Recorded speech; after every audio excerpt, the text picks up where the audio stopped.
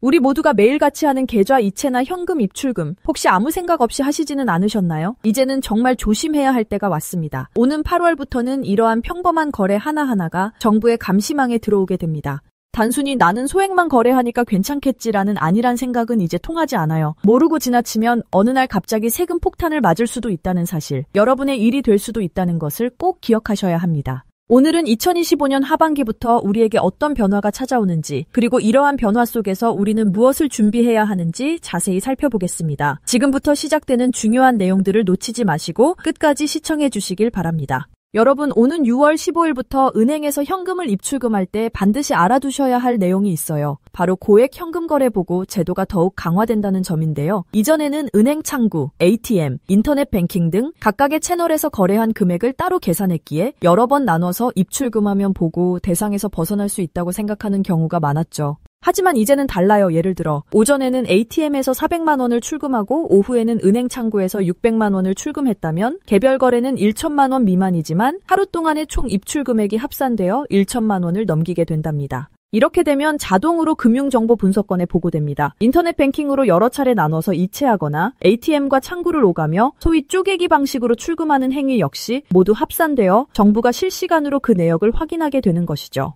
이 제도는 은행이나 금융회사가 일정 금액 이상의 현금 입출금 거래가 발생했을 때 거래자의 신원, 거래 일시, 거래 금액 등의 정보를 금융정보분석관에 전산으로 자동 보고하도록 하는 시스템이에요. 2006년부터 시행되어 온 고액 현금 거래 보고 제도는 기준 금액이 5천만 원에서 단계적으로 내려와 현재 1천만 원까지 강화되었습니다. 그리고 2025년 6월 15일부터는 앞서 말씀드린 대로 모든 채널에서의 쪼개기 거래까지 합산하여 1천만 원을 넘기면 자동 보고되는 방식으로 더욱 엄격해지는 것이랍니다. 이러한 강화 조치는 자금 세탁, 조세 포탈, 범죄 수익 은닉과 같은 불법 금융 거래를 효과적으로 막고 우리 금융 시스템의 투명성과 안전성을 높이기 위한 것이에요. 최근 몇 년간 현금을 여러 번 쪼개거나 다양한 금융 채널을 이용하고 심지어 가족 명의를 분산하여 감시망을 피하려는 시도가 늘어나면서 국제기구의 권고에 따라 한국 또한 이 제도를 한층 더 강화하게 된 것이죠. 이제부터는 현금 거래 하나하나에 큰 변화가 찾아오니 금융 거래 시 각별히 주의하시는 것이 좋겠습니다.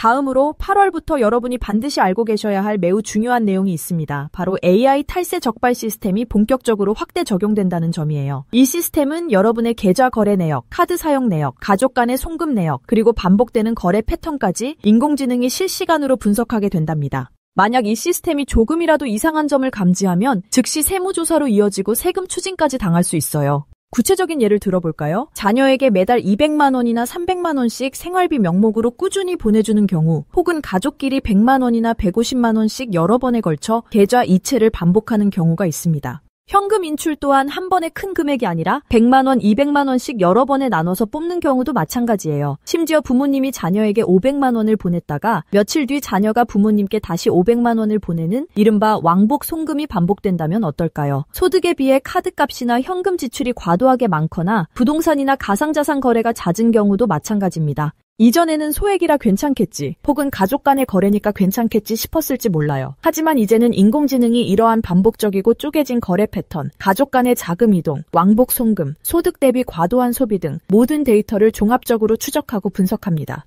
이러한 거래 패턴이 몇 달, 몇 년간 지속된다면 인공지능은 혹시 세금 탈루나 증여세를 피하려는 시도는 아닌가 하는 의심 신호를 자동으로 국세청에 보내게 되죠. 그렇게 되면 국세청으로부터 소명 요청이 들어올 수 있답니다. 만약 이때 생활비였어요, 그냥 도와준 거예요 라고 단순히 설명하는 것만으로는 부족할 수 있어요. 정확한 증빙 자료나 정당한 사유가 없으면 증여세나 가산세 등 예상치 못한 세금 폭탄을 맞을 수도 있습니다. AI는 단순히 한 번에 이루어지는 큰 금액의 거래만 보는 것이 아니에요. 반복적이고 비정상적인 소액 이체, 가족 간의 거래, 소득 대비 과도한 소비, 부동산 및 가상자산 거래 등 여러분의 모든 금융활동 패턴을 종합적으로 분석하여 탈세 가능성을 판단합니다. 이 AI 탈세 적발 시스템은 원래 2024년부터 법인 사업자를 중심으로 도입되었으며 2025년 8월부터는 개인 사업자 조사로까지 확대됩니다. 이 시스템은 카드 사용 내역, 계좌 이체, 가족 간 송금, 부동산 및 가상자산 거래, 소비 패턴, 세금 신고 자료 등 수십 가지 데이터를 실시간으로 분석하여 탈세 가능성이 있는 납세자를 자동으로 선별하는 역할을 한답니다.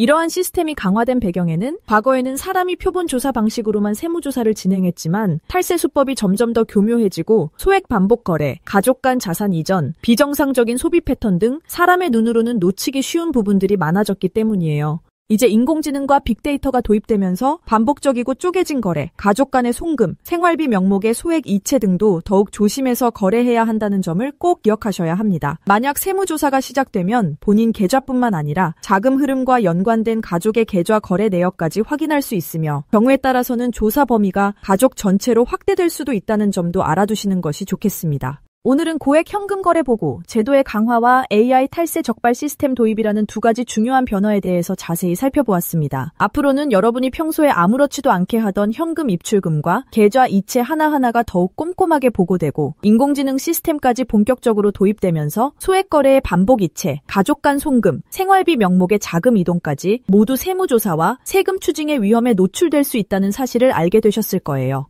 이제부터라도 모든 금융거래 내역을 꼼꼼히 기록하고 혹시 모를 상황에 대비하여 정당한 사유와 증빙 자료를 반드시 준비해 두시는 것이 중요합니다. 이러한 노력들이 여러분의 소중한 자산을 지키는 데 큰 도움이 될 것이에요. 오늘 영상이 여러분의 금융생활에 실질적인 도움이 되었기를 바라며 궁금한 점이 있으시다면 언제든지 전문가와 상담하시어 안전하고 현명한 금융거래를 이어가시길 바랍니다. 오늘도 끝까지 시청해 주셔서 진심으로 감사합니다. 구독과 좋아요, 알림 설정 꼭 부탁드립니다.